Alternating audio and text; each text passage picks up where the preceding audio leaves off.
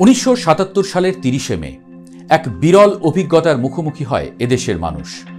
ওই দিনই সেনাপ্রধান থেকে রাষ্ট্রপ্রধান হিসেবে দায়িত্ব নিয়েছিলেন বিএনপির প্রতিষ্ঠাতা মেজর জেনারেল জিয়াউর রহমান। আর প্রথমবারের মতো রেফারেন্ডাম বা গণভোট দেখেছিল সেবার গণপ্রজাতন্ত্রী বাংলাদেশ। মাঝে গড়িয়েছে প্রায় 4 দশকেরও বেশি সময়। সামনে নির্বাচন নিয়ে টানটান উত্তেজনা, কে ক্ষমতায় আসতে যাচ্ছে তা নিয়ে শুরু হয়ে গেছে রীতিমতো তর্ক বিতর্ক, হিসাব নিকাশ। কিন্তু এবার ঘুরে ফিরে সেই গণভোট, কিন্তু এখনকার প্রেক্ষাপট একদম ভিন্ন। সেই 77 সালের জিয়াউর রহমানের দোর্দণ্ড প্রতাপ, 91 সালের শক্তিশালী বিএনপি আর এবারের বিএনপি, এক গণভোট ঘিরে তফাৎটা যেন একেবারে আকাশ পাতাল।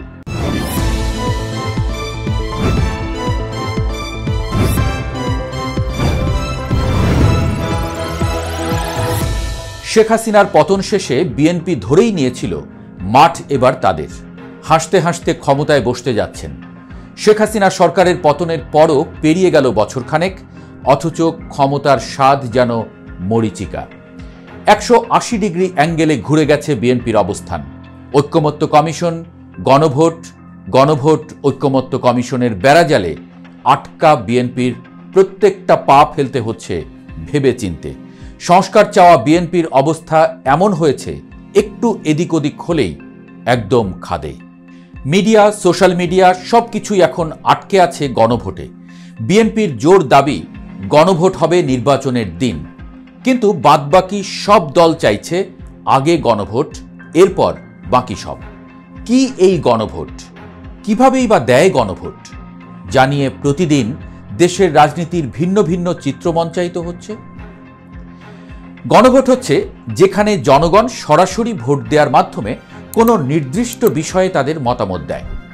এটি মূলত জাতীয় গুরুত্বপূর্ণ কোনো সিদ্ধান্ত গ্রহণের প্রক্রিয়া। হ্যাঁ বা না লেখা ব্যালটে ভোট দেওয়া হয় এই পদ্ধতিতে। বিএনপির জন্য এবারের গণভোট কেন সব থেকে আলাদা? জিয়াউর রহমানের সময় 88% ভোট পড়েছিল, যার মধ্যে 98% মানুষ হ্যাঁ ভোট দিয়েছিলেন। অর্থাৎ জিয়াউর রহমানকে রাষ্ট্রপ্রধান হিসেবে দেখতে চাচ্ছিলেন তারা। এরপর এরশাদের আমলে একবার, পরবর্তীতে এরশাদ ক্ষমতা ছেড়ে দেওয়ার পর আরেকবার, সর্বশেষ 91 সালে অনুষ্ঠিত হয় গণভোট। মাঝের এরশাদের আমলের গণভোটটা বাদ দিলে প্রথম আর তৃতীয়বারের সেই গণভোটের সঙ্গে ওতপ্রোতভাবে জড়িয়ে আছে বিএনপি। এরপর এবার এই 2025 সালে আবারও গণভোট। তবে এবারের প্রেক্ষাপট আলাদা কেন তা মোটামুটি এখন সবাই জানি। জুলাই জাতীয় সনদ বা সংবিধান সংস্কারের মতো জটিল বিষয়ের উপর ভর করে এবারের গণভোটের বিষয়টা উঠে আসছে। সহজ করে বললে, জুলাই সনদ অনুযায়ী 84টি অধ্যাদেশের মধ্যে 48টি সংবিধান সংশ্লিষ্ট। এই বিষয়গুলো সংস্কারের জন্যই বিশেষ আদেশ জারি করা হবে। সেই বিশেষ আদেশের মধ্য দিয়ে হবে গণভোট। গণভোটের প্রস্তাব পাশ হলে নির্বাচিত সরকার 270 দিনের মধ্যে সেইভাবে সংস্কার করবে সংবিধান। বিএনপি তো শুরুতেই জুলাই সনদে স্বাক্ষর করে ফেলেছে। এখন প্রশ্ন উঠছে, এরপরও বিএনপির সঙ্গে সরকারের বিরোধ হচ্ছে কেন?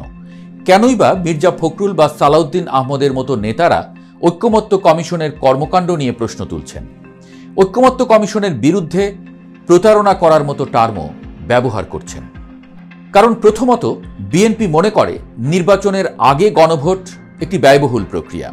এছাড়া গণভোটের আদেশ দেওয়ার এখতিয়ার অন্তর্বর্তী সরকারের নেই, এটাও বিএনপির অভিযোগ। তবে সবচেয়ে ভয়ানক যে বিষয়, আর যেটা নিয়ে সরকারের সঙ্গে বিএনপির বিরোধ তুঙ্গে, সেটা হচ্ছে ওই 48টি সংস্কারের যেগুলো নিয়ে বিএনপির ভিন্ন মত আছে, সেগুলোয় নোট অব ডিসেন্ট ছাড়াই কেন সরকারের কাছে দিয়ে দিল ঐক্যমত্য কমিশন? তাহলে জনগণ বুঝবেই বা কি করে যে এই পয়েন্টগুলোতে বিএনপির আপত্তি আছে? পরিষ্কার না গণভোটের বিষয়বস্তুও। এমন কথাও প্রায় বলতে শোনা যাচ্ছে গণমাধ্যম বিশ্লেষকদের। অনেকেই প্রশ্ন তুলছেন, কি লেখা থাকবে ব্যালটে? মানুষই বা কিসের উপরে ভিত্তি করে ভোট দেবে? 1977, 85 কিংবা 91 সালে তো একটা বিষয়ের উপর গণভোট হয়েছিল, সেখানে এবার 48টা সংস্কার গণভোটের বিষয়। তার মধ্যে নির্বাচনের বাকি আর মাত্র 3 মাস। এখনও সরকারের পক্ষ থেকে এই সংবিধান সংস্কারের আদেশে কোন কোন 48টি বিষয় আছে তাও জানানো হয়নি।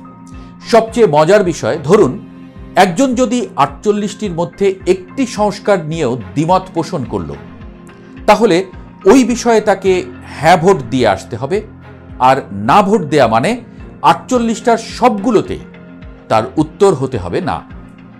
বিশ্লেষকদের কাছেও এমন প্রশ্নের জবাব নেই। সব মিলিয়ে সুকুমার রায়ের সেই বিখ্যাত গল্প হযবরলর কথা কি একবারের জন্য হলেও মনে পড়ছে? এসব কারণেই বোধহয় রাজনৈতিক বিশ্লেষকরা অনেকেই বিএনপির সঙ্গে একমত। বলছেন, জাতীয় ঐক্যমত্য কমিশন যেভাবে সুপারিশ করেছে তা বিএনপিকে কিছুটা বিপাকে ফেলে দিয়েছে। ভেতরে ভেতরেও বিএনপির অনেক নেতাকর্মী মনে করছেন যে বিএনপি এই মুহূর্তে যদি ঐক্যমত্য কমিশনের বিরুদ্ধে শক্ত অবস্থান নেয়, সেটিকে নির্বাচন পিছিয়ে দেওয়ার কৌশল হিসেবে ব্যবহার করবে কোনো কোনো মহল।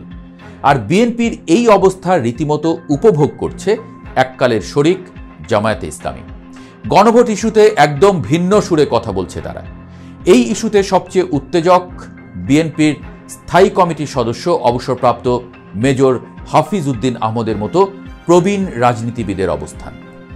তিনি সরাসরি বলেই বসেছেন যে আমাদের জুলাই সনদের প্রয়োজন নেই, একটি সংসদ প্রয়োজন যা গণতন্ত্রকে বাস্তবায়ন করবে।